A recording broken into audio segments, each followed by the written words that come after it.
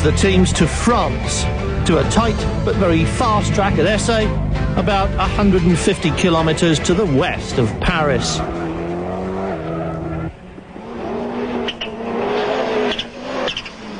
All the drivers get 3 chances to qualify, and their attempts produce a cumulative result that determines their grid position for the finals. And while it is possible to qualify last and win a succession of finals, gaining promotion to the next one each time, in practice, that's not so easy. So these races really do count, and local hero Jean-Luc Paillet knows that this is not his best work. It's not very good. I see my computer. I think I brake too early in the straight line. I am not a good feeling on the brake. Division 2 is the equivalent of Group N, making these showroom category cars, and competition is fierce. Previous champion Bjorn Skogstad, for years the deadly rival of Kenneth Hansen, now battles against Norwegian rival Eivind Opland, but has yet to beat him this year. And the whole of Division 1 has yet to beat Ludvig Hundsbeth, this weekend at least. Though he hasn't won an A final yet this year, he looks invincible this weekend, and this may be the moment his title defence finally gets into high gear.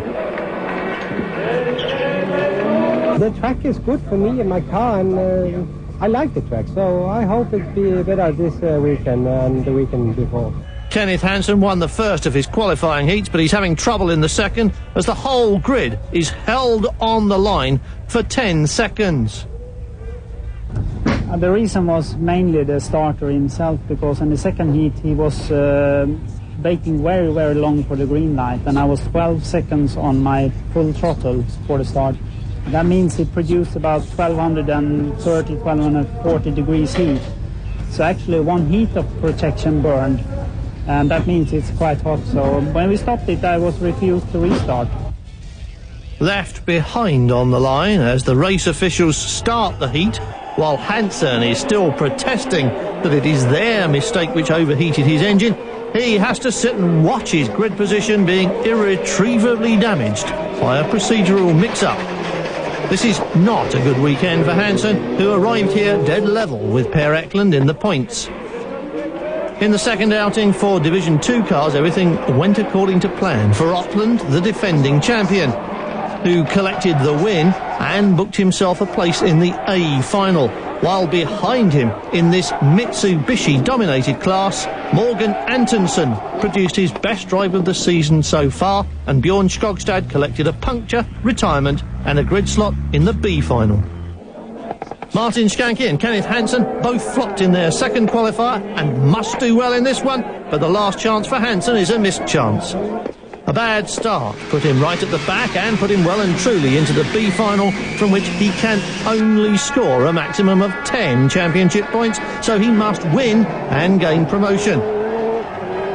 Meanwhile, Martin Skanke made no mistake.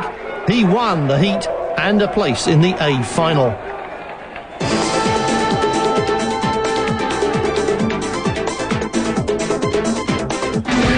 Hansen right at the back of the grid after winning the B final, so expect a hard start and an even harder race. It's Martin Skanke who gets off the line best. Look at him, side by side with Hundsbeth and onto the grass. Over-optimistic Martin Skanke. Now watch the whole field go past on the inside. Well, he flew into that corner, and while he was busy running wide on the exit, the rest of the field flew past him on the inside. We're looking at Kenneth Hansen, who has got to do well from here. The man he really needs to chase after is Per Eklund. There he is, number 6 Eklund, right in front of Hansen now. 37 points apiece after 2 rounds. They're neck and neck in the championship, and Hansen is right up alongside him, digs in, and leans a bit on Eklund as they go through that turn.